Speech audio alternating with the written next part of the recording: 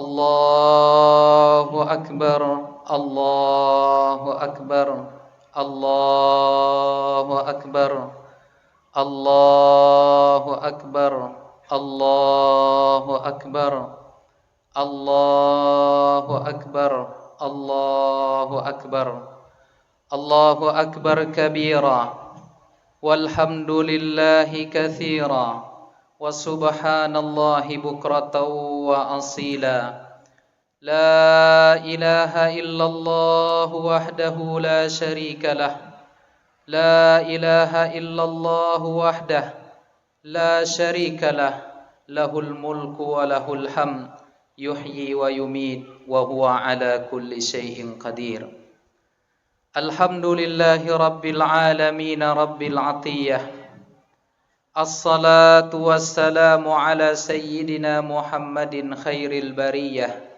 وعلى آله وصحبه ومن تبعهم بإحسان إلى يوم لقاء ربه فيا أيها الحاضرون أوصي نفسي وإياكم بتقوى الله وطاعته فقد فاز المتقون اتقوا الله حق التقوى وراقبوه في السر والنجوى فإن من أعرض عن ذكر الله فإن له معيشة ضنكا وسيحشره الله يوم القيامة أعمى قال تعالى في كتابه الكريم وهو أصدق القائلين وبقوله يهتدي المهتدون أعوذ بالله السميع العليم من الشيطان الرجيم بسم الله الرحمن الرحيم يا أيها الناس اتقوا ربكم إن زلزلة الساعة شيء عظيم صدق الله العلي الكريم kaum muslimin muslimat hamba-hamba Allah sidang jamaah Idul Adha yang dimuliakan oleh Allah Subhanahu wa taala. Pada hari ini kita merasakan betapa Allah Maha baik kepada kita. Allah masih memberikan kesempatan kepada kita untuk menatap, merasakan, mendengar dan menikmati segala karunia Allah. Sebab karunia Allah yang agung yang kita rasakan pada hari ini adalah ketika Allah masih memberikan kepada kita usia di 10 hari pertama bulan Zulhijjah yang merupakan hari-hari terbaik di muka bumi. Rasulullah sallallahu alaihi wasallam bersabda, "Ma min ayyamin, tidak ada hari-hari di muka bumi ini, al-amalus salihu fiha ahabbu ilallah, yang amal saleh itu amat sangat dicintai oleh Allah. Tidak ada momen atau saat kalian lakukan yang paling agung karunia Allah, penghargaan di atas amal saleh kalian itu adalah pada hari-hari 10 pertama bulan Zulhijjah." Sehingga dengan pernyataan tersebut para sahabat bertanya kepada Rasulullah, "Ya Rasulullah, walal jihadu fi sabilillah?" Ya Rasul, apakah juga tidak jihad fi sabilillah yang bisa menandingi hebatnya amal-amal di 10 hari pertama Zulhijjah itu? Lalu Nabi mengatakan, "Walal jihadu fi sabilillah." Tidak juga termasuk jihad di jalan Allah, kecuali ada di antara kalian, kata Nabi, yang ia keluar berjihad fi sabilillah, membawa nyawanya, membawa hartanya, walam yarji' minhuma syai'un, dan ia tidak kembali kecuali pulang membawa nama, artinya ia mati syahid.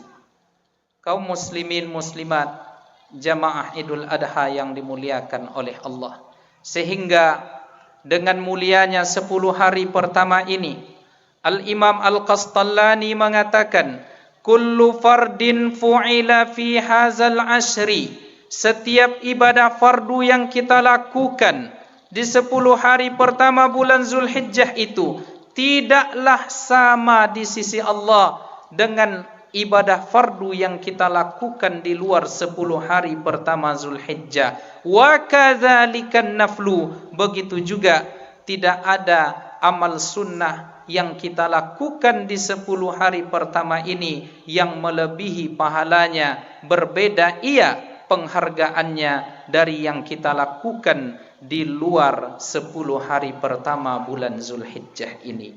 Maka oleh karenanya Nabi kita mengatakan, Inna lillahi fi ayyami dahrikum nafahat. Sesungguhnya Allah itu menciptakan hari-hari, membuat zaman, membuat waktu. Ada di antara hari dan waktu itu nafahat, karunia-karunia agung. Fala tata'arradu laha, jangan kalian abaikan apa yang sudah Allah berikan kepada kalian. Kaum muslimin, muslimat, hamba-hamba Allah yang dimuliakan oleh Allah. Imam Zakaria Al-Ansari mengatakan, sesungguhnya 10 hari pertama bulan Zulhijjah ini lebih baik daripada 10 terakhir daripada bulan Ramadan. Sekalipun di dalam Ramadan itu ada satu malam yang dinamakan dengan Lailatul Qadar, tetapi tetap juga tidak bisa menandingi hebatnya 10 hari pertama bulan Zulhijjah. Apa sebab? Karena dikatakan oleh Al-Imam Ibnu Hajar Al-Asqalani bahwa di 10 pertama bulan Zulhijjah itu berkumpul segala induk amal ibadah yang tidak ada di hari-hari lain. Jika di Ramadan kita bisa salat, di 10 pertama Zulhijjah kita bisa salat sunnah juga. Jika di Ramadan kita membaca Al-Quran, maka di 10 pertama Zulhijjah kita juga bisa membaca Al-Quran. Tetapi ada yang tidak ada di dalam Ramadan, namun ia ada di dalam 10 hari pertama Zulhijjah. Apa dia? Yaitu hari Arafah, hari ke-9 Zulhijjah. Dan ada pula hari Nahar, hari penyembelihan pada hari 10 Zulhijjah ini. Inilah ibadah kurban yang kita lakukan, semuanya tergabung, terkumpul di 10 pertama hari bulan Zulhijjah yang tidak terdapat di hari-hari yang lainnya.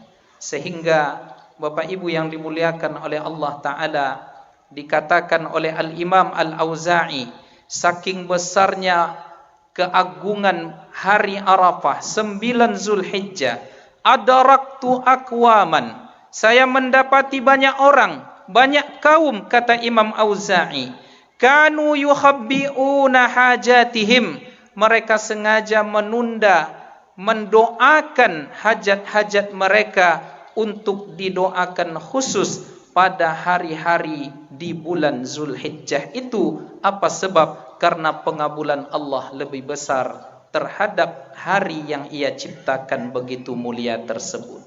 Maka kaum muslimin yang dimuliakan oleh Allah, fala tata'arradu laha, jangan sampai kita mengabaikan hari-hari yang sudah dimuliakan oleh Allah. Dan hari ini adalah hari mulia, a'zamu ayyamin, hari terbaik di dalam 10 rentang yang 10 itu adalah, itu harus diikat dengan kalimat Allahu Akbar, hanya Allah yang maha besar. Apabila kita kagum dengan segala ketampanan, kecantikan kita, maka semuanya harus diikat dalam kalimat Allahu Akbar, Allahu Akbar, Allahu Akbar walillahil hamd. Kita besarkan Allah karena tidak ada yang lebih mulia, lebih agung, lebih besar daripada Allah itu sendiri. Sehingga jika Allah sudah besar di dalam kalbu kita, sudah Allah mentahta di dalam jiwa kita, maka kita menjadi orang-orang yang paling merdeka di muka bumi ini. Allahu Akbar, Allahu Akbar, Allahu Akbar walillahil hamd. Kaum muslimin, muslimat yang dimuliakan oleh Allah, Idul Adha ini identik dengan ajaran yang mengingatkan kita tentang sosok mulia Nabi Ibrahim alaihissalam. Ketika Allah Subhanahu wa taala mensifati Nabi kita Muhammad sallallahu alaihi wasallam, laqad kana lakum fi Rasulillahi uswatun hasanah, ada suri tauladan contoh yang baik di diri Nabi Muhammad. Rupanya di dalam ayat lain, bukan hanya Nabi Muhammad yang menjadi uswah, ternyata uswah itu juga ada di diri Nabi Ibrahim dan keluarganya, ketika Allah menyatakan qad kanat lakum uswatun hasanatun fi Ibrahim, sungguh ada pula suri tauladan yang kalian ambil di diri Nabi Ibrahim alaihissalam. Apa puncak dari mengingat Nabi Ibrahim ini, kaum muslimin muslimat yang dimuliakan oleh Allah? Satu kata, bahwa Nabi Ibrahim ini adalah manusia yang tunduk dan patuh tanpa syarat kepada Allah. Inilah yang hendaknya kita tiru, inilah yang hendaknya kita teladani. Tidak ada apapun yang ia katakan kecuali ia tunduk dan patuh kepada Allah, walaupun berat jika dilihat perintah itu dan jika dilihat dari aspek kita sebagai manusia. Apa contohnya?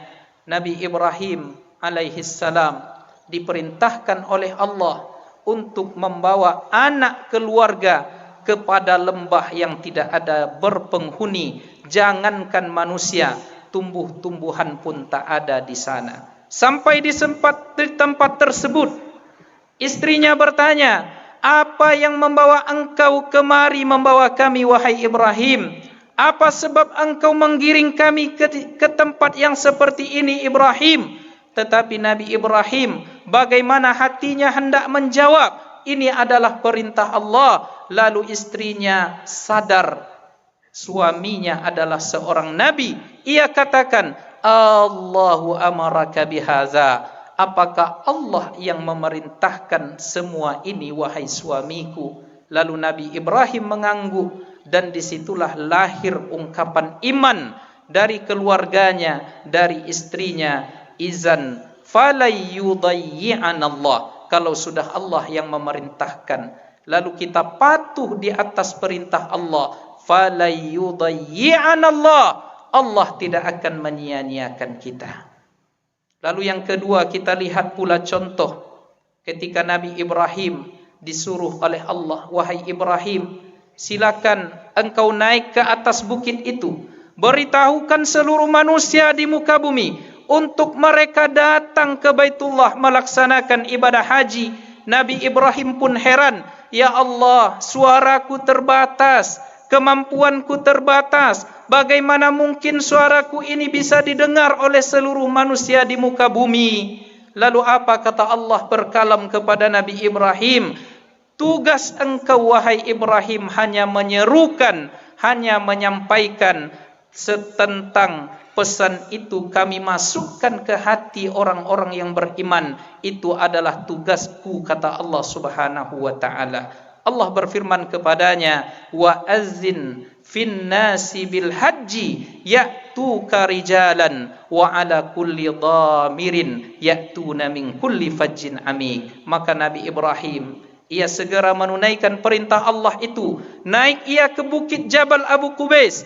Di sana ia menyerukan kepada seluruh manusia untuk datang berhaji ke Baitullah. Rupa-rupanya di puncak ketundukannya kepada Allah ini yang terjadi adalah datang orang-orang ke Makkah, ke Baitullah itu melaksanakan ibadah haji. Masuk seruan itu kepada orang-orang yang beriman. Maka kaum muslimin yang dimuliakan oleh Allah dan kaum muslimat, sesungguhnya orang-orang yang punya iman di dalam kalbunya, setipis apapun, sekecil apapun, pasti ia pernah merasakan rindu untuk berkunjung ke Baitullah, menatap Ka'bah, sujud dan ruku di Baitullahil Haram, di Masjidil Haram. Ini adalah berkah dari doa Nabi Ibrahim alaihissalam.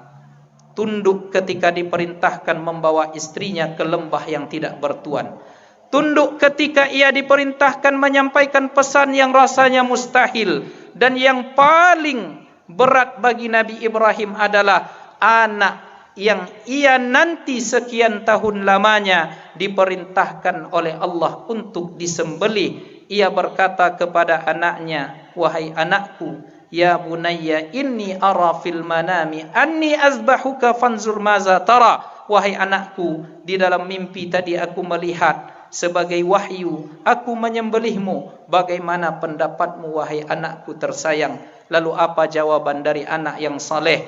Maka ia berkata kepada ayahnya, qala ya abati f'al ma tu'mar satajiduni insyaallah ta'ala minas sabirin. Kerjakanlah wahai ayahku apa yang diperintahkan, yang diwahyukan kepadamu, engkau akan mendapatkan aku sebagai orang-orang yang sabar. Lihatlah di puncak kepatuhan itu yang rasanya tidak masuk akal, yang rasanya amat sangat berat, tetapi pada ujungnya ia dikejutkan oleh Allah dengan karunia-karunia yang tidak disangka. Oleh karenanya, hadirin hadirat sidang jamaah Idul Adha, di puncak ketundukan kita kepada Allah apapun itu, maka ketahuilah ada yang dipersiapkan oleh Allah karunia untuk kita, yang kadang karunia itu akal pikiran kita tidak bisa menalarnya. Ini juga terjadi ketika ada salah seorang tabi'in yang bernama Hatim Al-Asam. Ia berkeinginan sekali suatu musim haji untuk bisa berangkat haji. Lalu ia melihat bahwa orang-orang sudah berangkat dengan segala modal yang disiapkan. Tumpah air matanya, sedih hatinya. Lalu ia menangis. Datanglah putrinya bertanya kepada ayahnya Hatim Al-Asam, wahai ayahanda, apa yang membuat engkau menangis? Lalu Hatim Al-Asam mengatakan, telah datang panggilan haji wahai anakku, aku ingin sekali berangkat, tetapi aku tidak memiliki biaya untuk itu. Lalu apa kata putrinya yang salehah ini kepada Hatim? Berangkatlah wahai ayah, setentang yang kami engkau tinggalkan ini, biarlah Allah yang mengurus kami. Kami memiliki Allah yang akan menjaga kami. Lalu setelah itu Hatim Al-Asam berkata, bagaimana pula menurut ibumu dan menurut adik-adikmu? Semuanya sepakat. Mereka mengatakan kepada Hatim Al-Asam, berangkatlah engkau wahai suamiku, berangkatlah engkau wahai ayahku, kata anak-anaknya. Rupanya kemampuan Hatim Al-Asam meninggalkan nafkah hanya untuk 3 hari. Dan dalam perjalanan pun ia tidak memiliki nafkah yang cukup. Berangkatlah ia dengan satu kafilah. Lalu di dalam kafilah tersebut ada yang rupanya dalam perjalanan ia digigit oleh binatang berbisa. Lalu hebohlah para jamaah, siapa kiranya yang bisa mengobat ketua kafilah ini agar ia sembuh kembali, agar perjalanan ini sampai ke Baitullah. Lalu mereka sadar, ternyata di dalam kafilah itu, di dalam rombongan itu ada seorang alim, ada seorang ahli ibadah, namanya Hatim Al-Asam. Lalu mereka meminta pertolongan kepada Hatim Al-Asam untuk berdoa, mendoakan dan mengobati ketua rombongan ini. Dan qaddarallah, Allah takdirkan setelah Hatim Al-Asam memegang, menyapukan air minum dan meminumkan air yang sudah diruqyah, lalu mendoakan orang yang disengat oleh binatang berbisa ini, sembuh ia seketika. Lalu sebagai ucapan terima kasih, ia berkata kepada Hatim Al-Asam, segala biaya hajimu, berangkat sampai pulang, apapun yang engkau butuhkan wahai Hatim, kata ketua rombongan tadi, aku yang akan menanggungnya. Lalu menangislah Hatim Al-Asam, ya Rabb, wahai Tuhanku, ini rupanya rencanamu untukku di atas ketundukan dan kepatuhan ini, maka tunjukkan pula aku bagaimana rencana yang telah engkau buat untuk anak keluargaku yang aku tinggalkan. Beberapa hari setelah itu, tinggallah anak-anak dan keluarga Hatim Al-Asam ini dalam keadaan lapar karena nafkah hanya mencukupi untuk 3 hari. Adik-adiknya menangis. Ia mengadu kepada kakaknya, putri Hatim Al-Asam yang solehah tadi, wahai kakakku, bekal yang ditinggalkan oleh ayah sudah habis. Kita sudah terancam kelaparan, kita sudah dililit kemiskinan. Lalu putri yang salehah tadi berkata kepada adiknya, wahai adikku, apakah ayah yang memberi kita makan atau justru Allah Ta'ala? Lalu apa jawaban keluarganya? Mereka menjawab, justru Allah yang akan memberikan kita makan, memberikan kita rezeki. Lalu kata Putri Hatim Al-Assam, kalau begitu biarlah ayah kita pergi, yang penting Allah masih tetap ada bersama kita. Rupanya Bapak Ibu sekalian yang dimuliakan oleh Allah, datanglah pegawai khalifah mengetuk pintu. Ia berkata, innal khalifata yastasqikum. Kebetulan pada hari itu masa-masa kering kerontang, tidak ada hujan yang turun sehingga sumur-sumur semuanya kering. Dan ternyata kehendak kuasa Allah, sumur di rumah Hatim Al-Assam ini tidak kering di musim panas tersebut. Lalu datang pegawai khalifah, berikanlah minuman untuk khalifah yang sekarang berada di istana. Lalu diambillah minuman, bekal untuk diisi di minuman tadi, lalu dituangkan ke bekal yang diberikan oleh pegawai khalifah, lalu dibawa oleh pegawai khalifah kepada khalifah. Sampainya di istana diminum oleh khalifah, dan khalifah merasakan air ini lain dari air biasa, segarnya begitu sempurna, hilang dahaga seketika dari khalifah. Lalu apa yang terjadi? Khalifah membuka ikat pinggangnya yang terbuat dari permata, dan ia menyuruh seluruh menteri yang hadir untuk melepas cincin-cincin mereka. Lalu semua cincin mewah itu, permata, kemilau, intan itu dijual, dan harganya, biayanya, uangnya diberikan kepada keluarga Hatim Al-Assam. Lalu pada saat itu tersenyumlah anak istri Hatim Al-Assam. Lalu pada saat itu justru putrinya yang salehah ini menangis, menitikkan air mata. Lalu ibunya bertanya, kemarin kita dalam keadaan lapar, engkau tenang-tenang saja wahai putriku.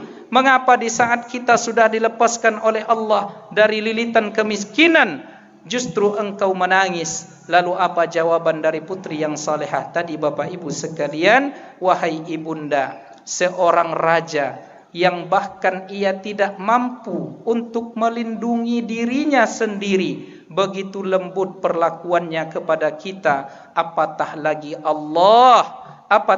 Allah Rabbul Alamin akan begitu lembut pula perhatian dan perlakuannya kepada kita. Tengoklah kaum muslimin muslimat yang dimuliakan oleh Allah, di puncak ketundukan Allah selalu berikan kita kejutan-kejutan karunia yang kadang kita tidak menyangka, tapi begitulah cara Allah menghargai hamba-hambanya.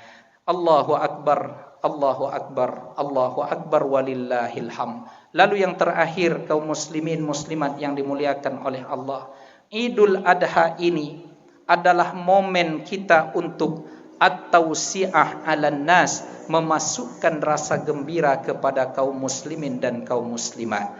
Dimulai dari diri kita, lalu dimulai setelahnya untuk keluarga kita, lalu karib kerabat, jiran, tetangga, kita masukkan as-surur, kebahagiaan. Maka hikmah dari kurban itu disebutkan oleh Allah Subhanahu wa taala, fakulu minha, silahkan kalian makan, wa at'imul ba'isal faqir, dan berikanlah sebahagiannya kepada orang-orang yang sangat membutuhkan. Artinya Idul Adha saat di mana kita berbahagia, dan kita bagikan rasa bahagia itu pula kepada anak kita, kepada istri kita, kepada jiran tetangga kita, kepada karib kerabat kita. Karena begitulah sunnah yang dilakukan oleh Nabi di saat ia sudah menyembelih hewan kurbannya. Setelah hewan kurban itu mati, ia belah, lalu ia ambil daging hatinya, lalu dibakar oleh Nabi, lalu dicicipinya bersama Aisyah radhiyallahu anha. Ini menunjukkan bahwa kurban dan daging kurban itu adalah daging barakah yang harus dirasakan nikmat dan keberkahan itu, terutama untuk kita dan keluarga kita. Pesannya adalah kebaikan itu hendaknya kaum muslimin muslimat pertama kali hendaknya mesti dirasakan oleh keluarga kita. Karena betapa banyak pada hari ini suami atau laki-laki, ia seorang ayah di rumah tangganya, apabila berjumpa dengan kolega ia ramah, Apabila bertemu dengan rekan bisnis, ia begitu santun.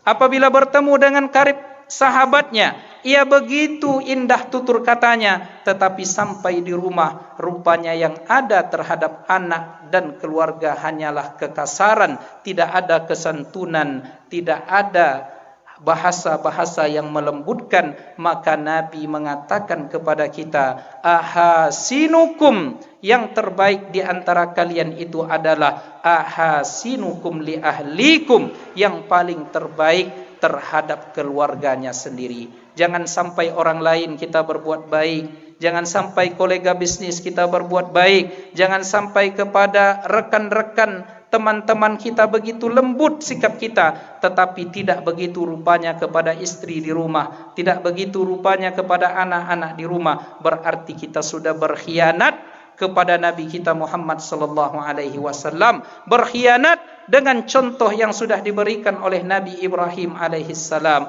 Oleh karena itu kaum muslimin muslimat yang dimuliakan oleh Allah, Idul Adha adalah momen kita kembali kepada keluarga. Kita tunjukkan bahwa kita ini ingin bersama di dunia, ingin bersama pula hendaknya di akhirat nanti, kepada dan bersama orang-orang yang kita cintai. Fa'tabiru ya ulil albab la'allakum turhamun.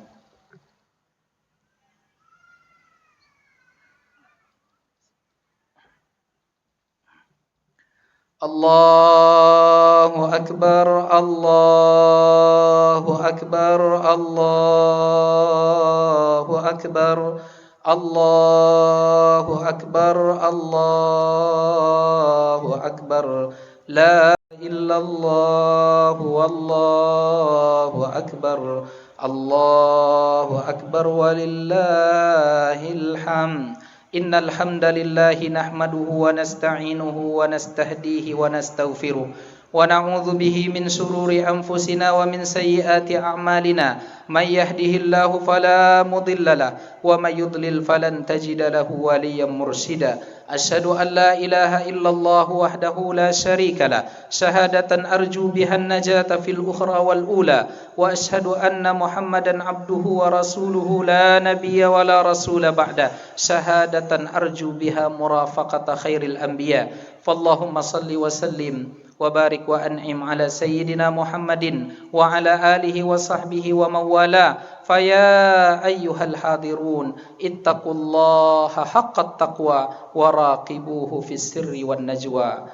I'lamu wasma'u ila qaulillahi jalla sya'nu. A'udzu billahi as-sami'il alim minasy syaithanir rajim. Bismillahirrahmanirrahim. Inna Allaha wa malaikatahu yusalluna 'alan nabi ya ayyuhalladzina amanu sallu 'alaihi wa sallimu taslima. Fallahumma salli wa sallim ala sayyidina Muhammadin wa ala ali sayyidina Muhammad kama sallaita ala sayyidina Ibrahim wa ala ali sayyidina Ibrahim wa barik ala sayyidina Muhammad wa ala ali sayyidina Muhammad fil alamin innaka Hamidum Majid. Allahumma ighfir lil muslimina wal muslimat wal mu'minina wal mu'minat al ahya'i minhum wal amwat wa tabi' bainana wa bainahum bil khairat. Amin amin ya qadiyal hajat. Allahumma inna nas'aluka ilman nafi'a wa rizqan tayyiba wa amalan mutaqabbala wa shifaa'an lana min kulli da' wa afiyatan lana min kulli bala'in wa waba' birahmatika ya arhamar rahimin. Ya Rabbana, kami mengangkat tangan kepada Engkau di pagi yang mulia ini. Hendaklah Engkau tatap kami dengan tatapan kasih sayang dan pengampunan. Ampuni dosa kami ya Allah, ampuni dosa kedua orang tua kami ya Allah. Jika mereka masih hidup, maka panjangkanlah umur mereka dalam ketaatan kepada Engkau ya Allah. Jika ada di antara mereka yang sudah wafat, maka jadikan kuburannya sebagai taman-taman surgamu ya Allah. Jangan Engkau jadikan kuburan mereka sebagai lubang di antara lubang-lubang api neraka. Ya Allah ya Arhamar Rahimin. Ya Allah, kami bermohon kepada Engkau dengan seluruh nama yang Engkau namakan dirimu, dengan segala sifat mulia yang Engkau sifatkan zatmu ya Allah. Kami memohon ya Allah dengan semua itu agar Engkau berkahi kehidupan kami. Jika ada yang berdosa di antara kami ini, ampunkan dosanya. Jika ada yang berhutang, maka bayarlah hutangnya ya Allah. Jika ada pemuda, maka tumbuhkan ia menjadi pemuda yang saleh. Jika ada pemudi, jadikan mereka orang-orang yang menutup auratnya dan menjadi wanita-wanita salihah. Jika ada orang tua di antara kami, jadikan mereka menutup akhir hayatnya dalam husnul khatimah. Jika ada anak-anak di antara kami ini, ya Allah, jadikanlah ia anak-anak yang tumbuh dalam ketaatan dan keimanan kepada Engkau, ya Arhamar Rahimin. Jika ada hajat-hajat kami di dunia ini, ya Allah, hajat-hajat yang baik dari kami dan hajat-hajat kami di akhirat kelak, untuk bisa masuk ke dalam surga-Mu, ya Allah, untuk bertemu dengan Nabi-Mu, ya Allah, untuk sesama surga dengannya, ya Allah, maka kabulkanlah hajat-hajat kami ini, ya Allah. Engkau maha mendengar, Engkau maha melihatnya, ya Allah, Engkau maha mengetahuinya, ya Arhamar Rahimin. Jadikanlah keimanan itu sebagai musim bunga di dalam kalbu kami, ya Allah, sehingga nikmat kami taat tunduk kepada Engkau, nikmat kami rukuk dan sujud kepada Engkau, ya Allah, nikmat lisan kami ini mengeja ayat-ayat dari kitab suci-Mu Al-Quran, ya Allah, ya Arhamar Rahimin. Ya Allah, berikanlah kami di akhirat nanti syafaat dari Al-Quran, syafaat dari kurban yang kami sembelih, dan berikan kami puncaknya nanti, ya Allah, syafaat dari Nabi-Mu Muhammad sallallahu alaihi wasallam, ya Arhamar Rahimin